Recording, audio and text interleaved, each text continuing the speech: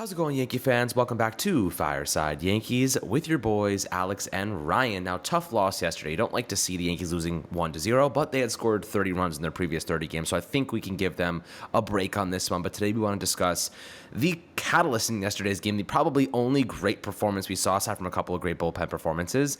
Clarke Schmidt. Clarke Schmidt was electric. Clarke Schmidt has been electric over his past three starts. Ryan, I know you've been a big Clarke Schmidt guy, really committing to his stuff and all the qualities he brings, but the question is, why is he performing so well now? What has happened to him? What is the pitch locations looking like? What is going on?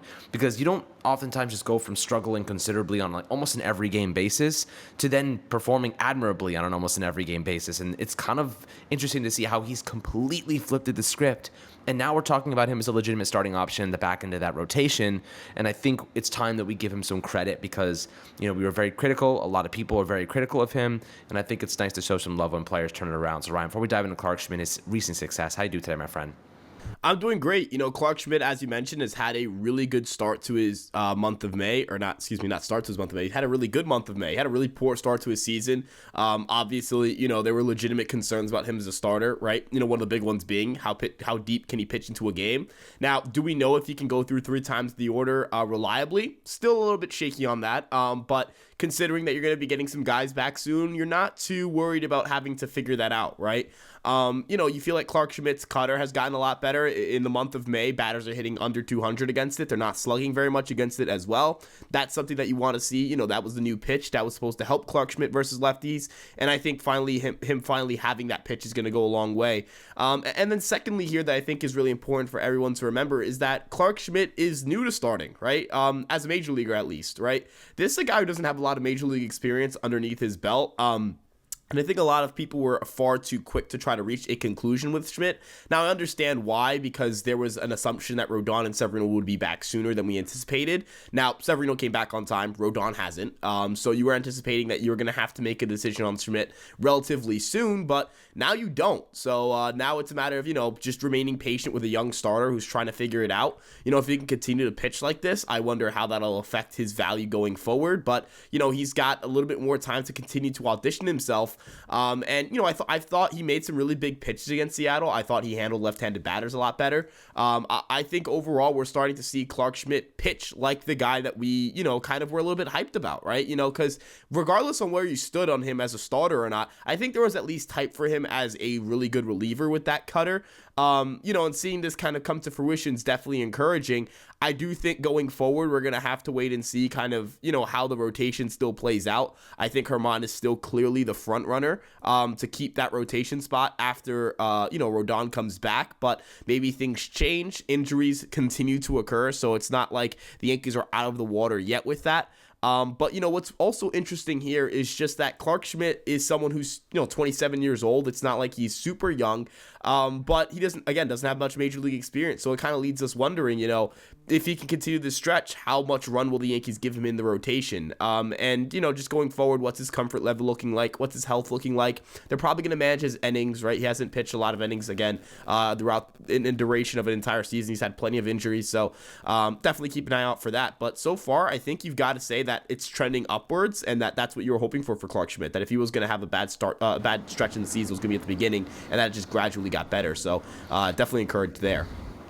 Yeah, look, he's like a phoenix right now. Like he's emerged out of the ashes, and yesterday he kind of had a really interesting pitch strategy. Really, really even split between his primary four pitches. Like you said, he hasn't been getting a lot of innings, but Ryan, this plays back into what we talked about a couple of weeks ago, really before the season started.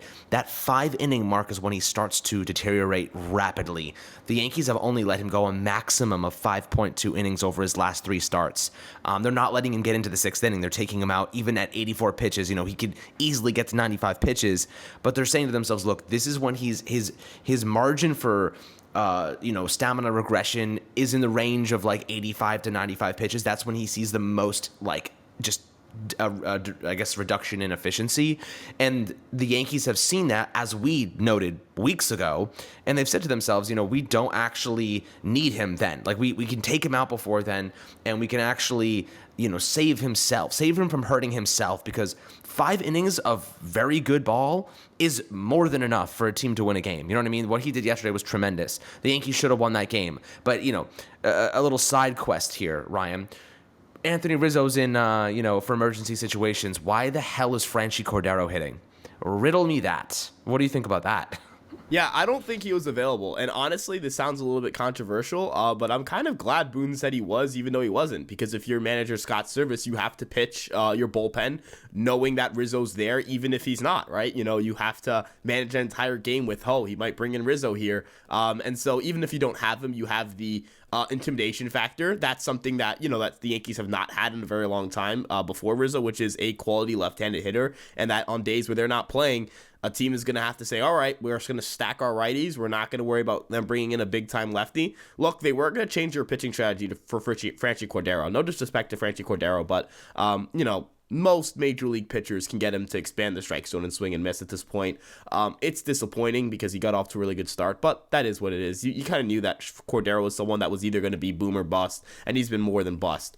But with that being said, is it infuriating that, or not infuriating, I think that's a strong word. Is it frustrating that, you hear a guy's going to come back in the second game of a series or the first game of the series and then he doesn't play the entire series? Absolutely, right? Because what that creates is some sort of distrust. Right now, when I see like a Brian Hoke report where it's like, Aaron Boone says Rizzo will be playing the first game of the Dodgers series. Well, I want to see it first. Now I got to wait to see it because I heard it 2 times before this series, and he didn't play, right? Is it bad that happened? Is it the worst thing in the world? Does that make the Yankees a bad organization or anything like that? No, but it'd be nice if they told us, right? I think that it's fine to just say, hey, we're taking it day by day. We're not really sure. I think we would have all been like, okay, cool. At least they're being honest, right? But now you hear like, hey, the guy's going to come back tomorrow, and you see he hasn't played in 3 days, and you're like, how much can we really trust this, right? Now Rizzo was taking batting practice yesterday, and he mentioned he's been feeling better. But again, I think you can agree with me here. It's just one of those things where, you want the Yankees to just be a little more transparent about what's going on.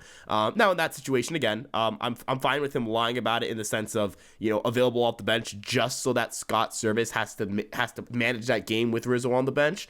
But going forward, just say a guy you're not sure, that's fine with me. Yeah, that's reasonable. I mean, at least you force him to game plan around something like that. Back to Clark Schmidt, though. With the rotation the way it is right now, of course, you have Garrett Cole, Nestor, Luis Severino's looked really, really solid in his performances coming back from the injury. Do you see Schmidt as that number 5? Schmidt has a good repertoire of pitches. We've discussed that intensively over the last couple of months. And if he was able to just get the location down. Now, the problem that I've seen with him is that his hard hit rate is really high. Entering this game yesterday, it was at over 47%. It probably reduced a little bit. That's something that has been an issue for him. It reduced down to 40. Now it's 47% on the dot, which is 10% more than last year. That's been a problem for him. The hittable pitches in the strike zone, only half of his pitches yesterday, maybe a little bit slightly above half, were strikes. So while he is aggressive, he did throw a lot of balls, and a lot of those pitches were kind of way outside the zone. Still managed a very good performance, so not really worth discussing there. But the average exit velocity has gone up pretty substantially. What do you think he's doing lately to reduce that? Reduce the hard hit. He generated 8 ground balls yesterday and only 2 fly balls. So that's you're a big on the offensive side. You like fly balls. You want to pull fly balls, but when you're allowing other teams to do it to you, obviously that's a big problem. 8 ground balls. The sinker was working. That's probably been his weakest pitch up to this point. Do you think it's a location thing? Do you think it's the way they're calling the game? Like, what do you think has been kind of changing here? What pitches have elevated to kind of help him? It must be his fastballs that have been getting better. Yeah, his fastball command, the sinker and cutter are being located a lot better. If you look at just specifically against lefties, because you mentioned contact on the ground, right?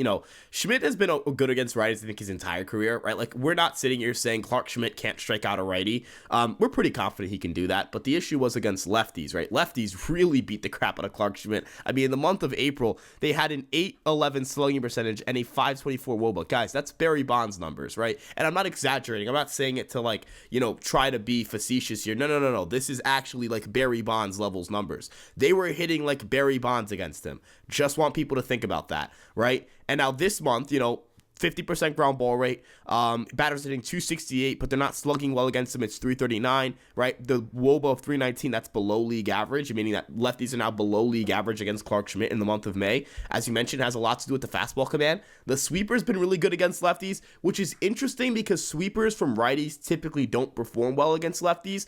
I imagine his command of the pitch has gotten a lot better. And then you mentioned, seeing a lot more pitches out of the strike zone.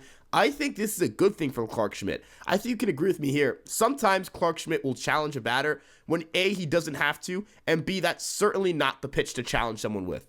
Garrett Cole has an, I'm going to use the shortened term of this because it's a curse word. He has an FU fastball, right? He can just throw it down the middle, and some guys are going to just swing and miss and look silly on it. Clark Schmidt does not have an FU fastball, not because of the velocity. He throws decently hard, but his sinker is not a whiff pitch, and his cutter is definitely not a pitch you go middle high to a left-handed batter and expect a good result. Typically, that results in the ball being put, 5 rows deep into right field. So, Clark Schmidt's command has gotten better. He's less, hey, I got to go out and attack this guy. He's a little bit more, hey, I got to pick my spots. I'm a starting pitcher. I'm trying to pitch through 5 to 6 innings. This isn't a reliever mentality where you just kind of go in there, guns a-blazing, throw your heart out, throw it over the plate, hope the movement works for you. That's something that Clay Holmes does. These guys are just going to go out there, rip the ball, try to get swings and misses, throw some filthy pitches. Clark Schmidt's got to pitch like a starter, and he's finally pitching like a starter. And I think that's going to go a long way for him. And you kind of mentioned, the future of this rotation, right? Severino's a free agent at the end of the year. I know Frankie Montas doesn't pitch, but he's a free agent at the end of the year. Domingo Germán is a free agent at the end of next season. So your rotation right now is Cole, Rodon, and Cortez for at least the next 2 years, right? So Clark Schmidt has an opportunity, right? Now, Randy Vasquez was impressive. Johnny Brito has shown flashes. Will Warren's all the way up in AAA, so that'll be a guy to keep an eye on. But, if you're Clark Schmidt, you're the guy who's stuck in this rotation. You're the guy who's trending upward at the major league level. You've got a leg up on these guys. Take advantage of that, run with the opportunity, and then worst case scenario, we just move into the bullpen, right? And I think you and I can agree, taking the Yankees and finding a failed starter with good stuff and putting them in the bullpen usually results in good things for this bullpen. Absolutely. I mean, yes. Essentially, if he plays well, you have a lot of different things you can do with him, which adds substantial value to the Yankees, whether it's in the rotation or the bullpen. But guys, I'd love your perspectives on Clark Schmidt. Really interesting kind of season he's having right now, but I would love to hear what you think about his resurgence. Definitely exciting. Always happy to get your thoughts and conversations down in the YouTube comments. And as always, make sure to like and subscribe. Appreciate you always. I'm going to catch you guys on the next Fireside Yankees episode.